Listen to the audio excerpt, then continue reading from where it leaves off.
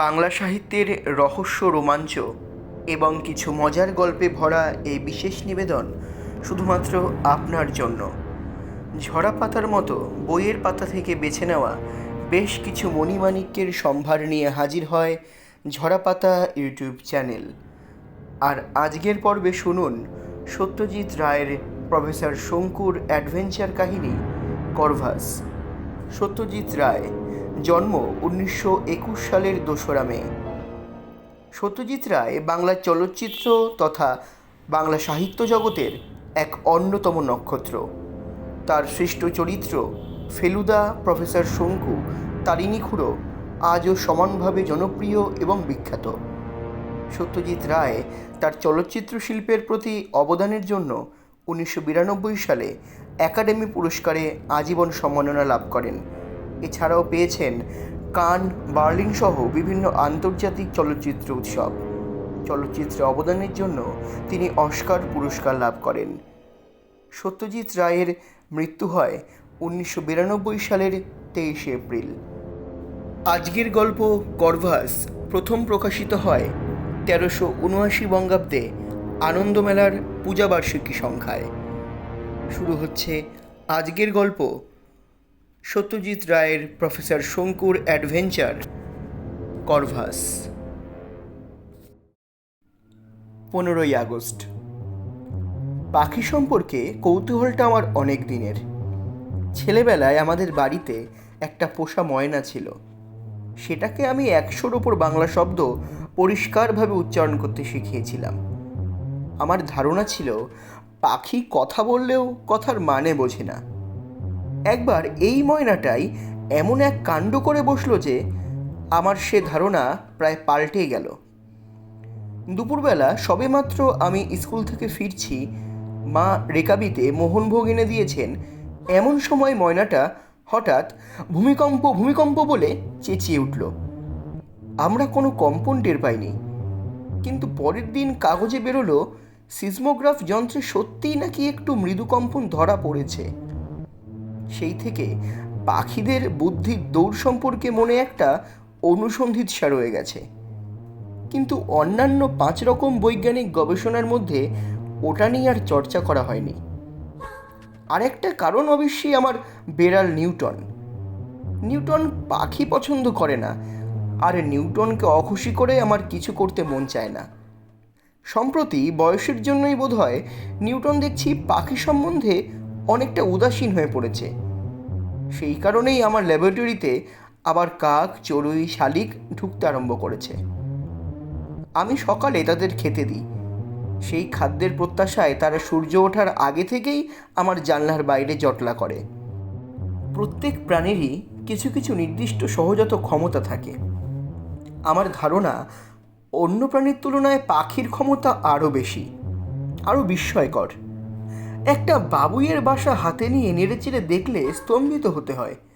একজন মানুষকে কিছু খড়কুটো নিয়ে যদি ওরকম একটা বাসা তৈরি করতে বলা হয়, আমার বিশ্বাস সেই কাজটা সে আদৌ করতে পারবে না, কিংবা যদিও বা পারে তো মাসখানেকের অক্লান্ত পরিশ্রম লেগে যাবে। অস্ট্রেলিয়াতে ম্যালিফাউল বলে একরকম পাখি আছে যারা মাটিতে বাসা করে।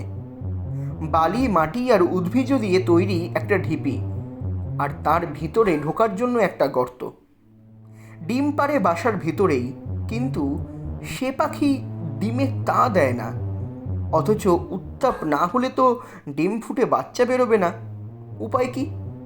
উপায় হলো এই যে ম্যালিফাউল কোনো এক আশ্চর্য অজ্ঞাত কৌশলে বাসার ভেতরের তাপমাত্রা 78 ডিগ্রি ফারেনহাইটের 1 ডিগ্রিও এদিক ওদিক হতে দেয় না, তা বাইরের আবহাওয়া ঠান্ডা বা গরম যাই হোক না কেন।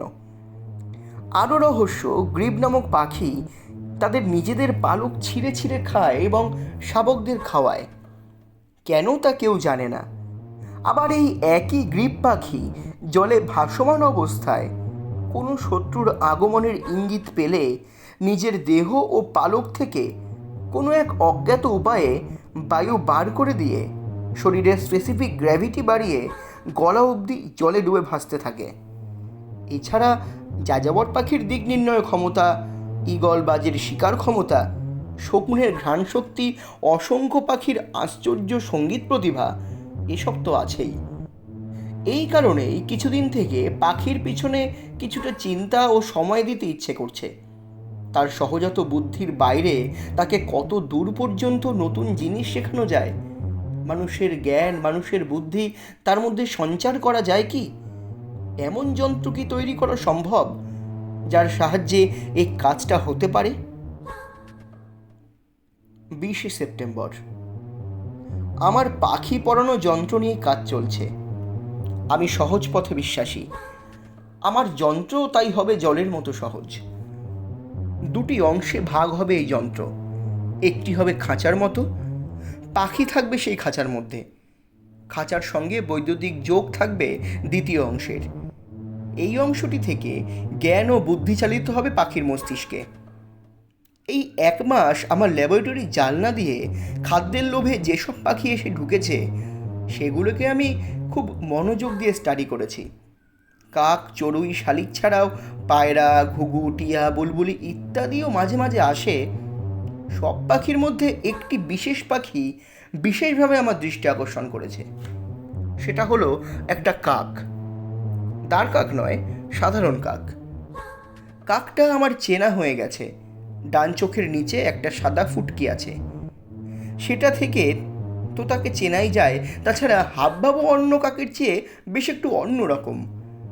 ঠোঁটে পেন্সিল নিয়ে টেবিলের ওপর আঁচড় কাটতে আর কোনো পাখিকে দেখিনি আমি। কালকে তো একটা ব্যাপারে রীতিমতো হকচকিয়ে গেছি। আমি আমার যন্ত্র তৈরির কাজ করছি, এমন সময় একটা খচখচ শব্দ পেয়ে ঘাড় ফিরিয়ে দেখি কাকটা একটা আধখোলা দেশলাইয়ের বাক্স থেকে ঠোঁট দিয়ে একটা কাঠি বার করে তার মাথাটা বাক্সের পাশটায় ঘষছে। আমি বাধ্য হয়ে হুসুর শব্দ করে কাকটাকে নিরস্ত করলাম। কাকটা তখন উড়ে গিয়ে জানলায় বসে গলা দিয়ে দ্রুত কয়েকটা শব্দ করলো, যেটার সঙ্গে কাকের স্বাভাবিক কাকা শব্দের কোনো সাদৃশ্য নেই। হঠাৎ শুনে মনে হবে যেন কাকটা বুঝি হাসছে। যেরকম চালাক পাখি, আমার পরীক্ষার জন্য একে ব্যবহার করতে পারলেই সবচেয়ে ভালো হবে। দেখা যাক কতদূর কি হয়। 27শে সেপ্টেম্বর। আমার অর্নিথন যন্ত্র আজ তৈরি শেষ হলো। কাকটা সকালেই আমার ঘরে ঢুকে পাউরুটি খেয়ে এ জানলা ও জানলা লাফিয়ে বেড়াচ্ছিল। যন্ত্রটা টেবিলের ওপর রেখে যেই তার দরজা খুলে দিলাম, অমনি কাক দিব্যি লাফাতে লাফাতে এসে তার ভিতরে ঢুকে পড়ল। এ থেকে এটাই অনুমান করা যায় যে কাকটার শেখার আগ্রহ আছে প্রবল। প্রথমে কিছুটা ভাষা জ্ঞান হওয়া দরকার, না হলে আমার কথা বুঝতে পারবে না। তাই সহজ বাংলা দিয়ে শুরু করেছি। আমাকে বোতাম টেপা ছাড়া আর কোনো কাজই করতে হচ্ছে না। শেখাবার বিষয় সমস্তই আগে থেকে রেকর্ড করা। বিভিন্ন চ্যানেলে বিভিন্ন বিষয়, প্রত্যেকটার আলাদা আলাদা নম্বর দেওয়া। একটা আশ্চর্য জিনিস লক্ষ্য করলাম, বোতাম টিপলেই কাকটার চোখ ধীরে ধীরে বন্ধ হয়ে আসে, আর সঙ্গে সঙ্গে তার নড়াচড়াও বন্ধ হয়ে যায়। কাকের মতো ছটফটে পাখির পক্ষে এটা যে কত অস্বাভাবিক সে তো বুঝতেই পারছি। নভেম্বর মাসে চিলির রাজধানী সান্তিয়াগো শহরে সারা বিশ্বে পক্ষী বিজ্ঞানীদের কনফারেন্স আছে। মিনেসোটাতে আমার পক্ষীবিজ্ঞানী বন্ধু রিউফাস গ্রেনফিল্ডকে চিঠি লিখে দিয়েছি। যদি আমার বায়োস বন্ধুটি সত্যি করে মানুষের বুদ্ধি কিছুটা আয়ত্ত করতে পারে, তাহলে ওকে সঙ্গে নিয়ে গিয়ে সম্মেলনে ডেমনস্ট্রেশন সহ একটা বক্তৃতা চলতে পারে। 4 অক্টোবর। কর্ভাস হলো কাক জাতীয় পাখির ল্যাটিন নাম। আমার ছাত্রটিকে আমি ওই নামেই ডাকছি। নাম ধরে ডাকলে প্রথম দিকে আমার দিকে ফিরে ফিরে চাইতো, এখন দেখছি গলা দিয়ে শব্দ করে উত্তরও দেয়। এই প্রথম একটা কাককে কাঁ না বলে কি বলতে শুনছি। তবে কণ্ঠস্বরের বিশেষ পরিবর্তন আমি আশা করছি না। অর্থাৎ কর্ভাসকে দিয়ে কথা বলানো চলবে না। তার বুদ্ধির পরিচয় তার কাজেই প্রকাশ পায় বলে আমার বিশ্বাস। কর্ভাস এখন ইংরেজি শিখছে। বাইরে গিয়ে ডেমনস্ট্রেশন দিতে গেলে এই ভাষাটা প্রয়োজন হবে। ওর ট্রেনিংয়ের সময় হলো সকাল 8টা থেকে 9টা। দিনের বেলা বাকি সময়টাও আমার ঘরেই আশেপাশে ঘোরাফেরা করে। সন্ধে হলে এখনও রোজই চলে যায় আমার বাগানের উত্তর পশ্চিম কোণের আম গাছটায়। নিউটন দেখছি করভাসকে দিব্যি মেনে নিয়েছে। আজকে যে ঘটনাটা ঘটল তার পরের সম্পর্কটা বন্ধুত্বে পরিণত হলেও আশ্চর্য হব না। ব্যাপারটা ঘটল দুপুরে। নিউটন আমার আরাম কেদারাটার পাশে কুণ্ডলি পাকিয়ে শুয়ে আছে। করভাস কোথায় যেন উধাও। আমি খাতায় নোট লিখছি। এমন সময় হঠাৎ ডানার ঝটপটানি শুনে জানালার দিকে চেয়ে দেখি করভাস ঘরে ঢুকেছে। তার ঠোঁটে একটি সদ্য কাটা মাছের টুকরো। সে সেটাকে এনে থপ করে নিউটনের সামনে ফেলে দিয়ে আবার জানালায় ফিরে গিয়ে বসেই ঘাড় বেঁকিয়ে এদিক ওদিক দেখতে লাগলো। গ্রেনফিল আমার চিঠির উত্তর দিয়েছে। লিখছে সে পক্ষীবিজ্ঞানীদের সম্মেলনে আমাকে নিমন্ত্রণ পাঠানোর বন্দোবস্ত করে ফেলেছে। আমি অবশ্যই যেন কাক সমেত যথাসময়ে সান্তিয়াগোতে গিয়ে হাজির হই। 20 অক্টোবর। 2 সপ্তাহে অভাবনীয় প্রোগ্রেস। করভাস ঠোঁটে পেন্সিল নিয়ে ইংরেজি কথা আর সংখ্যা লিখছে। কাগজটাকে টেবিলের ওপর ফেলে দিতে হয় এবং করভাস তার ওপর দাঁড়িয়ে লেখে। ওর নিজের নাম ইংরেজিতে লিখল CORVUS, করভাস। সহজ যোগ বিয়োগ করতে পারছে। ইংল্যান্ডের রাজধানী কি জিজ্ঞেস করলে লিখতে পারছে। আমার পদবি লিখতে পারছে। 3 দিন আগে মাস বার তারিখ শিখিয়ে দিয়েছিলাম। আজকে কি বার জিজ্ঞেস করাতে পরিষ্কার অক্ষরে লিখল FRIDAY, ফ্রাইডে, শুক্রবার। করভাসের খাওয়ার ব্যাপারেও বুদ্ধির পরিচয় পেয়েছি। আজ একটা পাত্রে রুটি, টোস্টের টুকরো আর আরেকটা খানিকটা পেয়ারার জেলি ওর সামনে রেখেছিলাম। ও রুটির টুকরোগুলো মুখে পড়ার আগে প্রতিবারই ঠোঁট দিয়ে খানিকটা জেলি মাখিয়ে নিচ্ছিল। 22 অক্টোবর। করভাস যে এখন সাধারণ কাকের থেকে নিজেকে আলাদা রাখতে চায় তার স্পষ্ট প্রমাণ আজকে পেলাম। আজ দুপুরে হঠাৎ খুব বৃষ্টি হলো, সঙ্গে বিদ্যুৎ ও বজ্রপাত। 3টে নাগাদ একটা কান ফাটানো বাজ পড়ার শব্দ শুনে জানলার কাছে গিয়ে দেখি আমার বাগানের বাইরে শিমুল গাছটা থেকে ধুয়ো বেরোচ্ছে। বিকেলে বৃষ্টি থামার পর প্রচণ্ড কাকের কোলাহল।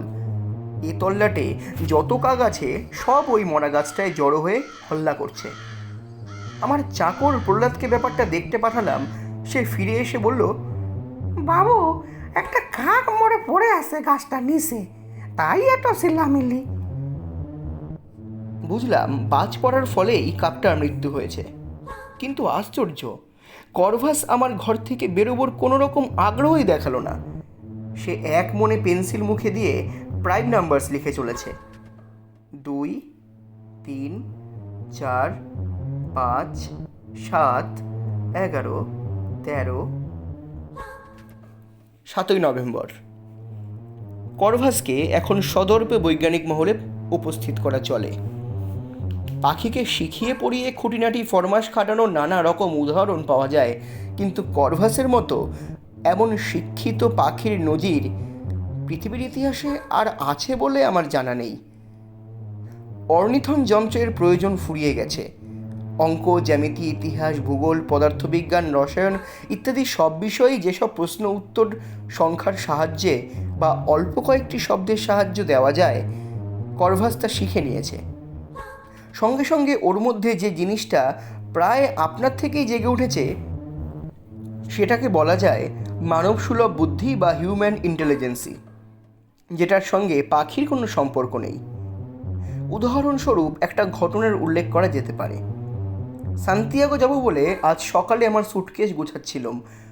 গোছানো শেষ হলে বাক্সের ঢাকনা বন্ধ করে পাশে ফিরে দেখি করভাস সুটকেসের চাবিটা ঠোঁটে নিয়ে চুপটি করে দাঁড়িয়ে আছে।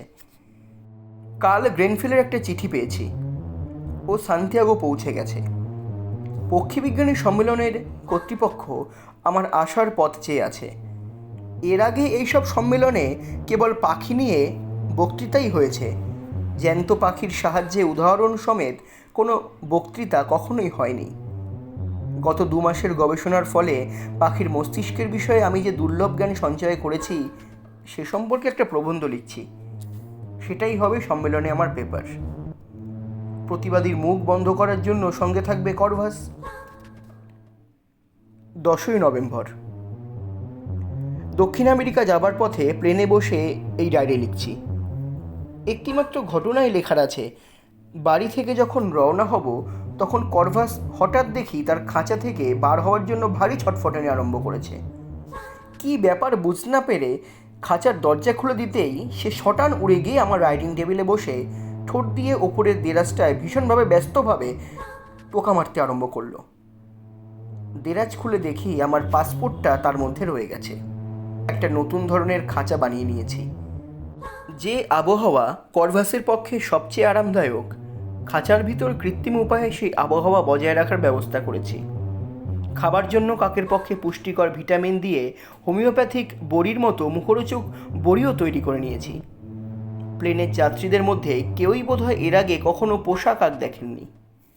করভাস তাই সকলেরই কৌতূহল উদ্রেক করেছে। তবে আমি আমার কাকের বিশেষত্ব সম্পর্কে কাউকে কিচ্ছু বলিনি। ব্যাপারটা গোপন রাখতে চাই অনুমান করেই বোধহয় করভাসও সাধারণ কাকের মধ্যে ব্যবহার করছে। 14 নভেম্বর। Hotel এক্সেলসিয়ার, Santiago. রাত 11টা। দুদিন খুব ব্যস্ত ছিলাম, তাই ডায়েরি লেখার সময় পাইনি।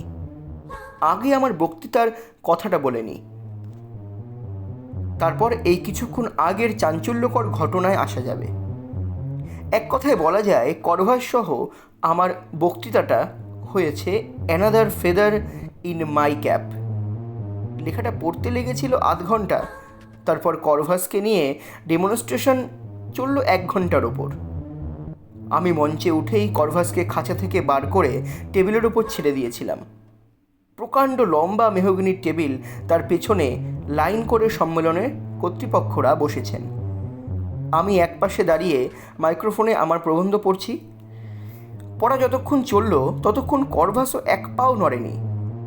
তার একপাশে ঘাড় কাত করার ভঙ্গি ও মাঝে মাঝে মাথা উপর নিচ করা থেকে মনে হচ্ছিল সে গভীর মনোযোগ দিয়ে আমার কথা শুনছে এবং কথা বুঝতেও পারছে। বক্তৃতা শেষ হবার পর চারদিক থেকে করধ্বনির সঙ্গে একটা কাঠঠোকরার মতো শব্দ শুনে টেবিলের দিকে চেয়ে দেখি করভাস তার ঠোঁট দিয়ে হাততালির সঙ্গে তাল মিলিয়ে টেবিলের ওপর ঠুকে চলেছে। ডেমনস্ট্রেশন সময় অবশ্যই করভাসের কোনো বিরাম ছিল না। গত 2 মাসে সে যা কিছু শিখেছে সবই সম্মেলনের অভ্যাগতদের সামনে উপস্থিত করে তাদের তাক লাগিয়ে দিয়েছে। সকলেই এক বাক্যে স্বীকার করেছে যে পাখির মস্তিষ্কে মানুষের জ্ঞান ও বুদ্ধি যে এভাবে প্রকাশ করতে পারে তা কেউ কল্পনাই করতে পারেনি। এখানকার কাগজ কোরিয়েরে দেল সান্তিয়াগোর সান্ধ্য সংস্করণ এর মধ্যেই করভাসের খবর বেরিয়ে গেছে। শুধু বেরিয়েছে নয়, প্রথম পাতায় প্রধান খবর বেরিয়েছে, আর তার সঙ্গে বেরিয়েছে পেন্সিল মুখে করভাসের একটা ছবি। মিটিংয়ের পর গ্রেনফেল ও সম্মেলনের চেয়ারম্যান সিনিয়র কোভারুবিয়াসের সঙ্গে সান্তিয়াগো শহর দেখতে বেরিয়েছিলাম। জনবহুল মনোরম আধুনিক শহর। পূব দিকে আন্দিজ পর্বত শ্রেণী চিলি ও আর্জেন্টিনার মধ্যে প্রাচীরের মতো দাঁড়িয়ে আছে। ঘণ্টাখানেক ঘোরার পর কোভারুবিয়াস বললেন, সম্মেলনের প্রোগ্রামে দেখে থাকবে, অতিথিদের জন্য আমরা নানা রকম আমোদ প্রমোদের আয়োজন করেছি। তার মধ্যে আজ বিকেলের ব্যাপারটায় আমি ব্যক্তিগতভাবে তোমাকে উপস্থিত থাকতে অনুরোধ করছি। একটি চিলিয়ান জাদুকর আজ তামাশা দেখাবেন তোমাদের খাতিরে। ইনি আর্গাস নামে পরিচিত। এরা বিশেষত হচ্ছে এই যে ইনি ম্যাজিকে নানা রকম পাখির ব্যবহার করেন। ব্যাপারটা শুনে কৌতূহল হয়েছিল, তাই আমি আর গ্রেনফেল আজ বিকেলে এখানকার প্লাজা থিয়েটারে আর্গাসের ম্যাজিক দেখতে গিয়েছিলাম। লোকটা নানা রকম পাখি ব্যবহার করে সেটা ঠিকই, হাঁস, কাকাতুয়া, পায়রা, মোরগ, 3 হাত লম্বা সারস, 1 ঝাঁক হামিংবার্ড, এ সবই কাজে লাগায় আর্গাস, এবং বোঝাই যায় যে সবকটি পাখিকেই সে বেশ দক্ষতার সঙ্গে কাজ শিখিয়ে নিয়েছে। বলা বাহুল্য, এই কাজের কোনোটাই আমার করভাসের কৃতিত্বের ধারে কাছেও আসে না। সত্যি বলতে কি, পাখির চেয়ে আমার অনেক বেশি ইন্টারেস্টিং মনে হলো জাদুকর ব্যক্তিটিকে। টিয়া পাখির মতো নাক, মাঝখানে সিথি করা, টান করে পেছনে আঁচড়ানো নতুন গ্রামোফোন রেকর্ডের মতো চকচকে চুল, চোখে মাইনাস পাওয়ারের চশমা। তার কাজ এত পুরু যে মণি দুটোকে তীক্ষ্ণ বিন্দুর মতো দেখায়। লম্বায় লোকটা 6 ফুটের ওপর, চকচকে কালো কোটের আস্তিনের ভিতর থেকে দুটো শীর্ণ ফ্যাকাশে হাত বেরিয়ে আছে। সেই হাতের বিভিন্ন ভঙ্গিমাই দর্শকদের সম্মোহিত করে রাখে। জাদু খুব উঁচু দরের না হলেও জাদুকরের চেহারা এবং হাবভাব দেখেই প্রায় পয়সা উঠে আসে। আমি শো দেখে হল থেকে বেরোবার সময় গ্রেনফিল্ডকে পরিহাসের ছলে বললাম, আমাদের আর্গাসের ম্যাজিক দেখানো হলো যেমন, আর্গাসকে তেমনই করভাসের খেলা দেখাতে পারলে মন্দ হতো না। রাত 9টায় ডিনার ও তারপরে অতি উপাদেয় চিলিয়ান কফি খেয়ে গ্রেনফিল্ডের সঙ্গে হোটেলের বাগানে কিছুক্ষণ কাটিয়ে সবেমাত্র ঘরে এসে বাতি নিভিয়ে বিছানায় শুয়েছি, এমন সময় টেলিফোন বেজে উঠল। আমি একটু অবাক হয়ে অন্ধকারেই রিসিভারটা তুলে কানে দিলাম। সিনিয়র শঙ্কু? হ্যাঁ, আমি রিসেপশন থেকে বলছি। আপনাকে অসময়ে বিরক্ত করার জন্য ক্ষমা চাইছি। একটি ভদ্রলোক বিশেষ করে আপনার সঙ্গে দেখা করতে চাইছেন। আমি বাধ্য হয়েই বললাম, আমি ক্লান্ত, সুতরাং ভদ্রলোক যদি কাল সকালে আসেন আমাকে টেলিফোন করে একটা অ্যাপয়েন্টমেন্ট করতে পারেন, তাহলে ভালো হয়।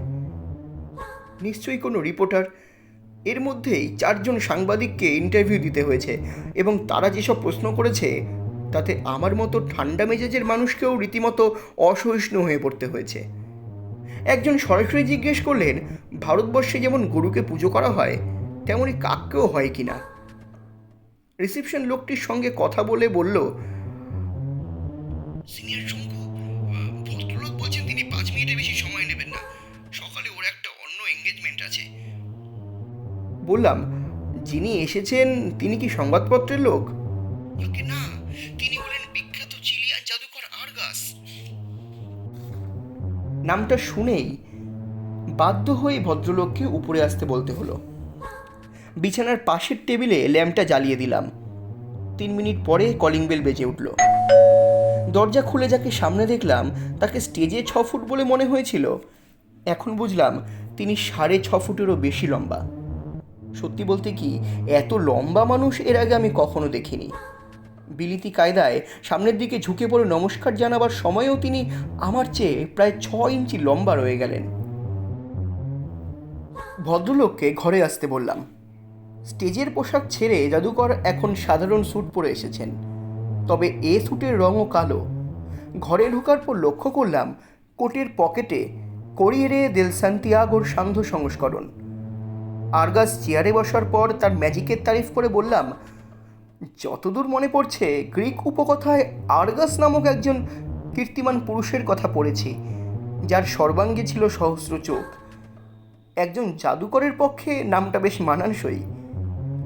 আর্গাস মৃদু হেসে বললেন, সেই কীর্তিমান পুরুষটির সঙ্গে পাখির একটা সম্পর্ক রয়েছে, মনে পড়েছে নিশ্চয়ই। আমি বললাম, হ্যাঁ, গ্রিক দেবী হেরা আর্গাসের চোখগুলি তুলে ময়ূরের পুচ্ছে বসিয়ে দিয়েছিলেন, সেই থেকেই ময়ূরের লেজে ওই চাকা চাকা দাগ। কিন্তু আমার কৌতূহল হচ্ছে আপনার চোখ সম্পর্কে। কত পাওয়ার আপনার চশমার?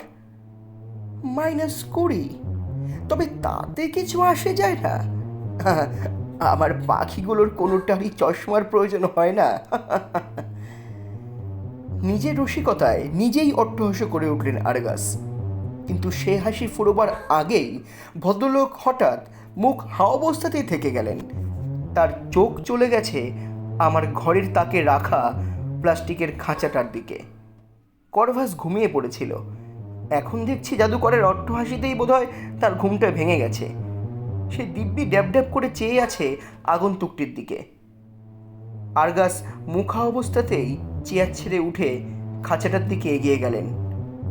তারপর মিনিট খানেক ধরে করভাসের দিকে চেয়ে বললেন, আজ সন্ধ্যার কাগজে এ বিষয়ে পড়ে অবধি আপনার সঙ্গে দেখা করার জন্য উদ্গ্রীব হয়ে আছি প্রফেসর শঙ্কু। আপনার বক্তৃতা শোনার সৌভাগ্য আমার হয়নি। আমি পক্ষী বিজ্ঞানী নই, কিন্তু আমিও পাখিদের শিক্ষা দিয়ে থাকি। ভদ্রলোক চিন্তিতভাবে ফিরে এসে চেয়ারে বসলেন। তারপর বললেন, ওয়েল, বেশ বুঝতে পারছি আপনি ক্লান্ত, কিন্তু তাও অনুরোধ করছি, যদি আপনার এই পাখিটিকে একবার খাঁচা থেকে বার করতে পারেন, একবার যদি ওর বুদ্ধির একটু নমুনা। আমি বললাম, শুধু আমি ক্লান্ত নই, আমার পাখিও ক্লান্ত। আমার খাঁচার দরজা খুলে দিচ্ছি, বাকিটা নির্ভর করবে আমার পাখির মেজাজের ওপর। আমি ওকে জোর করে ওর ইচ্ছার বিরুদ্ধে কিছু করাতে চাই না। বেশ তো, তাই হোক। খাঁচার দরজা খুলে দিলাম। করভাস বেরিয়ে এসে দানার টিন ঝাপটাতেই আমার খাটের পাশের টেবিলটায় এসে ঠোঁটের এক অব্যর্থ ঠোক করে ল্যাম্পটা নিভিয়ে দিল। ঘর এখন অন্ধকার। জানলা দিয়ে রাস্তার উল্টো দিকে হোটেল, মেট্রোপোলের জলা এবং নেবা সবুজ নিয়নের ফিকে আলো ঘরে প্রবেশ করছে। আমি চুপ। করভাস ডানা ঝটপটিয়ে ফিরে গিয়ে খাঁচায় ঢুকে ঠোঁট দিয়ে টেনে দরজা বন্ধ করে দিল। আরগাসের মুখের ওপর সবুজ আলো নিয়নের তালে তালে জ্বলছে নিভছে। তার সোনার চশমার পুরু কাছের ভিতর সাপের মতো চোখ সবুজ আলোয় আরও বেশি সাপের মতো মনে হচ্ছে। বেশ বুঝতে পারছি সে অবাক এবং হতভম্ব। বেশ বুঝতে পারছি করভাস ঘরের বাতি নিভিয়ে তার মনের যে ভাবটা প্রকাশ করলো, সেটা আরগাসের বুঝতে বাকি নেই। করভাস এখন বিশ্রাম চাইছে। সে চায় না ঘরে আলো জ্বলে, সে অন্ধকার চায়, অন্ধকারে ঘুমোতে চায়। আর আরগাস? তার সরু গোফের নিচে ঠোঁটের ফাঁক দিয়ে একটা ফিসফিসে শব্দ উচ্চারিত হলো, ম্যানিফিকো, অর্থাৎ চমকপ্রদ, অসামান্য। সে তার হাত দুটো যেন তালির ভঙ্গিতে থুতনির সামনে এনে জড়ো করেছে। লক্ষ্য করলাম তার নখগুলো অস্বাভাবিক রকম লম্বা এবং চকচকে। বুঝলাম সে নখে নেল পলিশ মেখেছে, রুপোলি পালিশ। তার ফলে মঞ্চের স্পটলাইটে আঙুলের খেলা জমে ভালো। সেই রুপোলি নখে এখন বারবার বাইরের সবুজ নিয়নের আলো প্রতিফলিত হচ্ছে। আই ওয়ান্ট দ্যাট ক্রো। ফিসফিসে শুকনো গলায় ইংরেজিতে আরগাসের কথা এলো। এতক্ষণ সে স্প্যানিশ ভাষায় কথা বলছিল আমার সঙ্গে। কথাগুলো লিখতে গিয়ে বুঝতে পারছি তাতে একটা নগ্ন নির্লজ্জ লোভের ইঙ্গিত এসে পড়েছে, কিন্তু আসলে আরগাসের কণ্ঠস্বরে ছিল অনুনয়। আই ওয়ান্ট দ্যাট ক্রো, আবার বলল আরগাস। আমি চুপ করে তার দিকে চেয়ে রইলাম। এখন কিছু বলার দরকার নেই। আরও কি বলতে চায় লোকটা, দেখা যাক। আরগাস এতক্ষণ জানালার দিকে চেয়েছিল, এবার সে আমার দিকে দৃষ্টি ফেরালো। ভারী অদ্ভুত লাগছিল সে অন্ধকার আর সবুজ আলোর খেলা। এও যেন একটা ভেলকি। লোকটা এই আছে এই নেই। আরগাসের লম্বা আঙুলগুলো নড়ে চড়ে উঠল। সেগুলো এখন তার নিজের দিকে ইঙ্গিত করছে। আমাকে দেখো প্রফেসর, আমি আরগাস, আমি বিশ্বের সেরা জাদুকর। 2 আমেরিকার প্রতিটি শহরের প্রতিটি জাদুপ্রিয় লোকে আমাকে চেনে। ছেলে, বুড়ো, মেয়ে, পুরুষ সবাই চেনে। আগামী মাসে আমি পৃথিবী ভ্রমণে বেরোচ্ছি। Rome, Madrid, Paris, London, Athens, Stockholm, Tokyo, Hong Kong. আমার ক্ষমতা এবার স্বীকৃত হবে সারা বিশ্বে। কিন্তু আমার চমকপ্রদ ম্যাজিক আরও সহস্র গুণে বেশি চমকপ্রদ হবে কিসে জানো? If I get that crow, that Indian crow. ওই পাখি আমার চাই প্রফেসর, ওই পাখি আমার চাই, আমার চাই, আমার চাই। আরগাস তার ফিসফিসে কথার সঙ্গে সঙ্গে তার হাতটা আমার চোখের সামনে নাড়ছে। আঙ্গুলগুলোকে সাপের ফনার মতো দোলাচ্ছে। নখগুলো সবুজ আলোয় চকচক করছে। আমি মনে মনে হাসলাম। আমার জায়গায় যে কোনো লোক হলে আরগাসের কার্যসিদ্ধি হতো, অর্থাৎ সে লোক হিপনোটাইজড হতো। সেই সুযোগে খাঁচার পাখিও আরগাসের হস্তগত হতো। আমাকে হিপনোটাইজড করার যে সহজ নয়, সেটা এবার আমার কথা থেকেই বোধহয় জাদুকর বুঝতে পারল। মিস্টার আরগাস, আপনি বৃথা বাক্য ব্যয় করছেন, আর আমাকে সম্মোহিত করার চেষ্টাও বৃথা। আপনার অনুরোধ রক্ষা করা আমার পক্ষে সম্ভব নয়। করভাস শুধু আমার ছাত্রই নয়, সে আমার সন্তানের মতন। সে আমার বন্ধু, আমার অক্লান্ত পরিশ্রম ও গবেষণার প্রফেসর। আরগাসের কণ্ঠস্বর আগের চেয়ে অনেক তীব্র, কিন্তু পরক্ষণেই সে আবার গলা নামিয়ে বলে চলল, প্রফেসর, তুমি কি জানো যে আমি কোটিপতি? শহরের পূর্ব প্রান্তে আমার একটা 50 কামরা বিশিষ্ট প্রাসাদ রয়েছে। সেটা কি তুমি জানো? আমার বাড়িতে 26 জন চাকর, আমার 4টে ক্যাডিলাক গাড়ি। এসব কি তুমি জানো? খরচে তোয়াক্কা আমি করি না প্রফেসর। ওই পাখির জন্য তোমাকে আমি আজই এক্ষুনি 10,000 এস্কুডো দিতে রাজি আছি। 10,000 এস্কুডো মানে প্রায় 15,000 টাকা। আরগাস জানে যে সে যেমন খরচের তোয়াক্কা করে না, আমি তেমনই টাকা জিনিসটারই তোয়াক্কা করি না। সে কথাটা তাকে বললাম। আরগাস এবার একটা শেষ চেষ্টা করলো। তুমি তো ভারতীয়, তুমি কি অলৌকিক যোগাযোগে বিশ্বাস করো না? ভেবে দেখো আরগাস, করভাস, ওই কাকের নামকরণ হয়েছে আমারই জন্য। সেটা কি তুমি বুঝতে পারছো না প্রফেসর? আমি আর ধৈর্য রাখতে পারলাম না। চেয়ার ছেড়ে উঠে পড়ে বললাম, মিস্টার আরগাস, তোমার গাড়ি, বাড়ি, খ্যাতি, অর্থ নিয়ে তুমি থাকো। করভাস আমার কাছেই থাকবে। ওর শিক্ষা এখনও শেষ হয়নি। ওকে নিয়ে আমার এখনও অনেক কাজ বাকি আছে। আজ আমি ক্লান্ত। তুমি 5 মিনিট সময় চেয়েছিলে, আমি 20 মিনিট সময় দিয়েছি। আর দিতে পারছি না। আমি এখন ঘুমোবো, আমার পাখিও ঘুমাবে। সুতরাং গুড নাইট। আমার কথাগুলো শুনে আরগাসের মুখে হতাশার ছাপ দেখে একটা সামান্য অনুকম্পার ভাব মনে প্রবেশ করলেও সেটাকে একেবারেই আমল দিলাম না। আরগাস আবার বিলিতি কায়দায় মাথা নুইয়ে স্প্যানিশ ভাষায় গুড নাইট জানিয়ে আমার ঘর থেকে বেরিয়ে চলে গেল। দরজা বন্ধ করে খাঁচার কাছে গিয়ে দেখি করভাস এখনও জেগে আছে। আমি যেতেই সে ঠোঁট ফাঁক করে একটা শব্দ উচ্চারণ করলো, এবং শব্দটাতে যে একটা জিজ্ঞাসা রয়েছে সেটা তার বলার সুরেই স্পষ্ট। বললাম, এক পাগলা জাদুকর, টাকার গরমটা বড্ড বেশি। তোমাকে চাইতে এসেছিল, আমি না করে দিয়েছি। সুতরাং তুমি নিশ্চিন্তে ঘুমোতে পারো। 16ই নভেম্বর। ভেবেছিলাম কালকের ঘটনা কালকেই লিখে রাখব, কিন্তু বিভীষিকার ঘোর কাটতে সারা রাত লেগে গেল। কাল সকালটা যেভাবে শুরু হয়েছিল তাতে বিপদের কোনো পূর্বাভাস ছিল না। সকালে সম্মেলনের বৈঠক ছিল।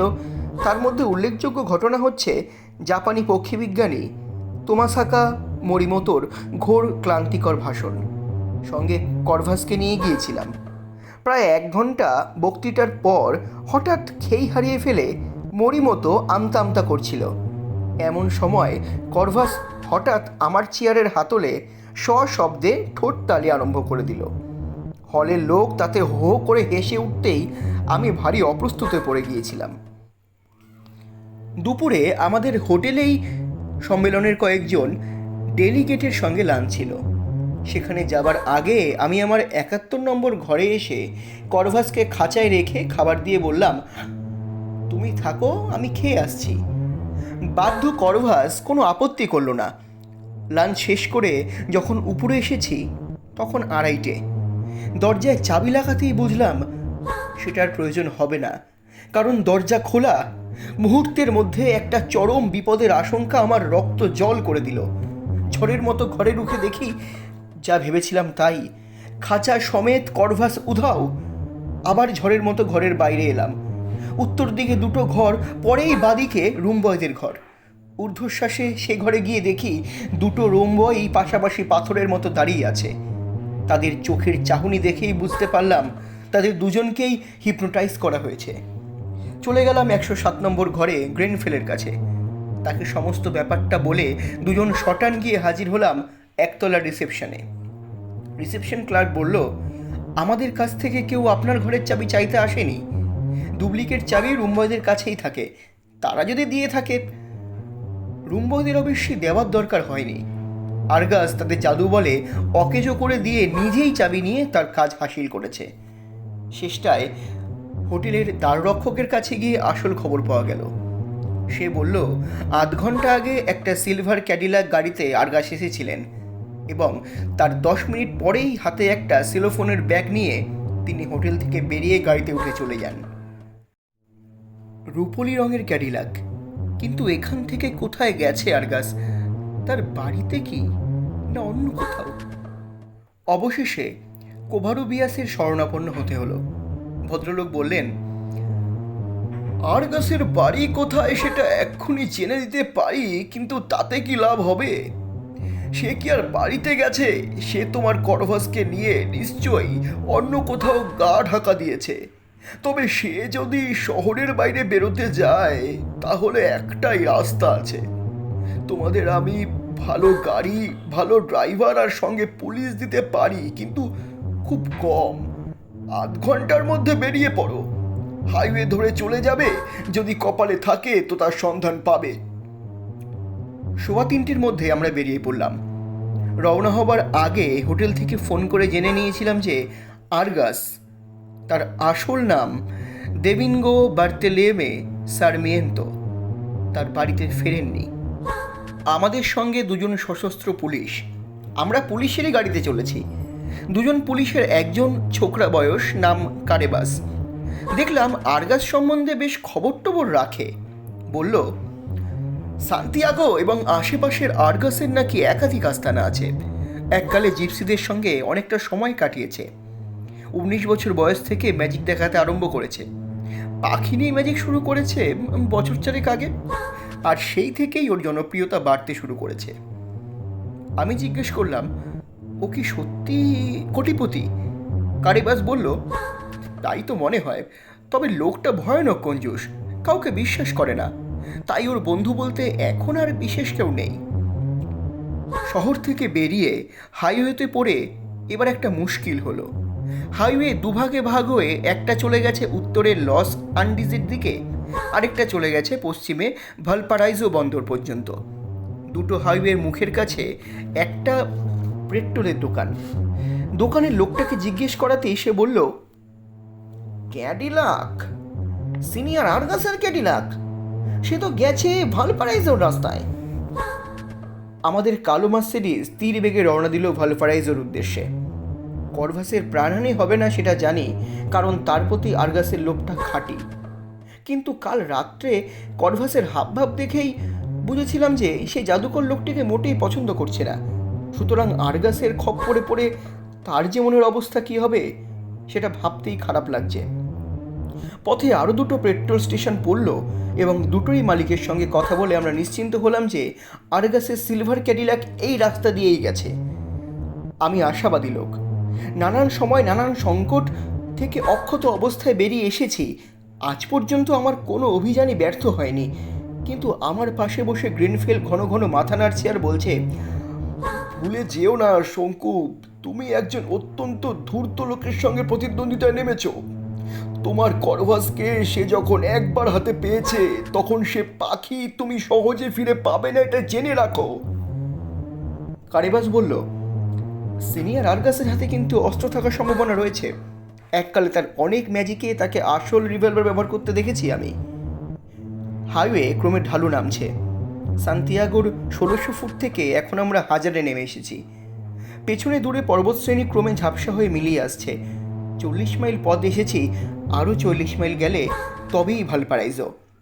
গ্রিনফিল্ডের বেজার মুখ আমার আশার প্রাচীরে বারবার আঘাত করে তাকে টলিয়ে দিচ্ছে। হাইওয়েতে কিছু না পেলে শহরে গিয়ে পড়তে হবে। তখন আরগাসের অনুসন্ধান আরও সহস্রগুণ বেশি কঠিন হয়ে পড়বে। রাস্তার সামনে খানিকটা চড়াই উঠে গেছে, পিছনে কি আছে দেখা যাচ্ছে না। গাড়ি এগিয়ে চলেছে দুর্বার গতিতে। চড়াই পেরোলো, সামনে রাস্তা ঢালু নেমে গেছে বহুদূর। রাস্তার পাশে এখানে ওখানে দু একটা গাছ, বহু দূরে একটা গ্রাম। মাঠে মোষের দল, জনমানবের কোনো চিহ্ন নেই। কিন্তু সামনে ওটা কি? এখনও বেশ দূর, সিকি মাইল তো হবেই। এখনও ৪০০ গজের বেশি নয়। একটা গাড়ি রোদে ঝলমল করছে, রাস্তার এক পাশে বেঁকে দাঁড়িয়ে আছে, তার পিছনে একটা গাছের গুঁড়ি। এবার কাছে এসে পড়েছে গাড়িটা। ক্যাডিলাক গাড়ি, সিলভার ক্যাডিলাক। আমাদের মার্সিডিজ তার পাশে এসে দাঁড়ালো। গাড়িটা কেন থেমে আছে? তার কারণটা এবার বুঝলাম। রাস্তার এক পাশে ছিটকে গিয়ে সেটা একটা গাছের গুঁড়িতে মেরেছে ধাক্কা, গাড়ির সামনের অংশ গেছে থেতলে। কারিবাস বলল, সিনিয়র আর্গাসের গাড়ি। এছাড়া আরেকটা সিলভার ক্যাডিলাক আছে সান্তিয়াগোতে, ব্যাংকার সিনিয়র গালদামেসের গাড়ি, কিন্তু এটার নম্বর আমার চেনা। গাড়ি তো রয়েছে, কিন্তু আর্গাস কোথায়? আর আমার করভাসই বা কোথায়? ড্রাইভারের পাশেই সিটে ওটা কি? জানলা দিয়ে মুখ ঢুকিয়ে দেখলাম সেটা করভাসের খাঁচা। দরজার চাবি আমারই তৈরি, আর সেটা রয়েছে আমারই পকেটে। আজ দুপুরে দরজায় চাবি দিনই শুধু ছিটকিনিটাই লাগানো। করভাস খাঁচা থেকে নিজেই বেরিয়েছে সন্দেহ নেই, কিন্তু তারপরে হঠাৎ একটা চিৎকার কানে এলো দূর থেকে, মানুষের গলা। কারিবাস ও অন্য পুলিশটি বন্দুক উঁচিয়ে তৈরি। আমাদের ড্রাইভার দেখলাম ভীতু লোক।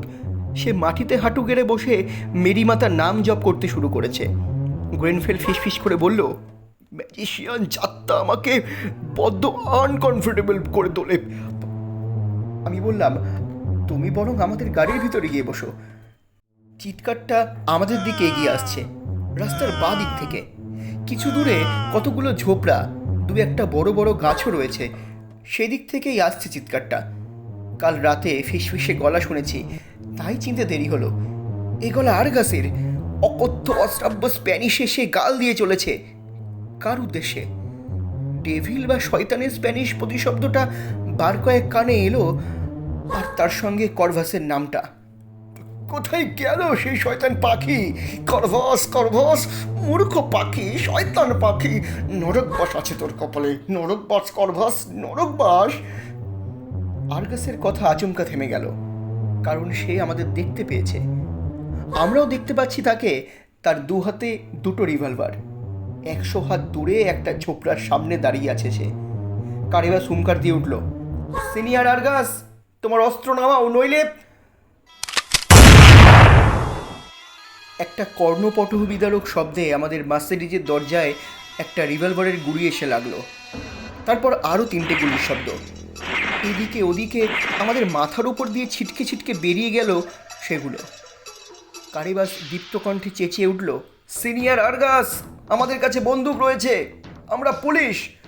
আপনি যদি রিভলভার না ফেলে দেন তবে আমরা আপনাকে জখম করতে বাধ্য হব। জখম?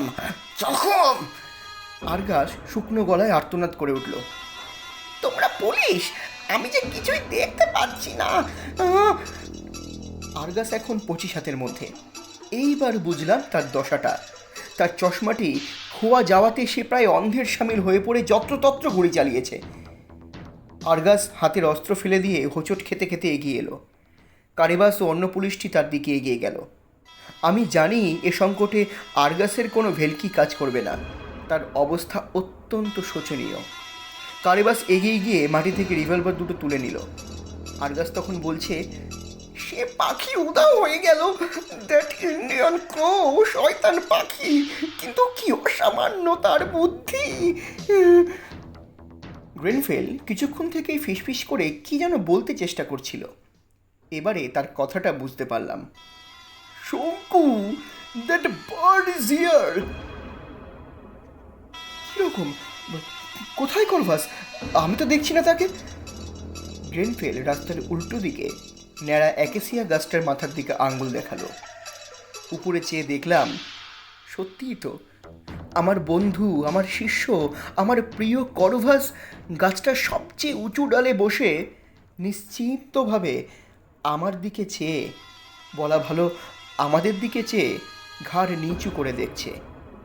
তাকে হাতছানি দিয়ে ডাকতেই সে অক্লেশে গোদ খাওয়া ঘুড়ির মতো গাছের মাথা থেকে নেমে এসে বসলো আমাদের মার্সিডিজের ছাদের ওপর।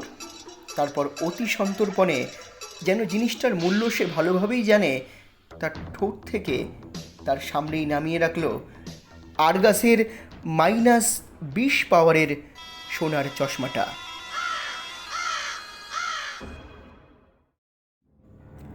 শুনছিলেন সত্যজিৎ রায়ের রচনা প্রফেসর শঙ্কুর অ্যাডভেঞ্চার করভাস। প্রফেসর শঙ্কু এবং আর্গাসের ভূমিকায় আমি বিজয়। অন্যান্য চরিত্রে ঝরাপাতা টিম। পোস্টার ডিজাইনে রয়েছে চারুলিপি এবং মিউজিক ডিজাইনে রয়েছে তরঙ্গ দ্য আল্টিমেট মিউজিক। সমগ্র পরিচালনা এবং প্রযোজনা study academy, the symbol of education. এডিটিংয়ে রয়েছে ঝরাপাতা টিম। দেখা হচ্ছে পরবর্তী গল্পে, পরবর্তী সপ্তাহে, নতুনভাবে, নতুন করে। ততক্ষণ শুনতে থাকুন, পাশে থাকুন ঝরাপাতা ইউটিউব চ্যানেলের। ঝরাপাতা, কবিতার ও গল্পের কথা বিজয়ের সঙ্গে। এখনও যারা সাবস্ক্রাইব করেননি, সাবস্ক্রাইব করে পাশে থাকুন আরও নতুন নতুন গল্প পেতে, কবিতা পেতে। দেখা হচ্ছে পরের সপ্তাহে ঝরাপাতার সঙ্গে।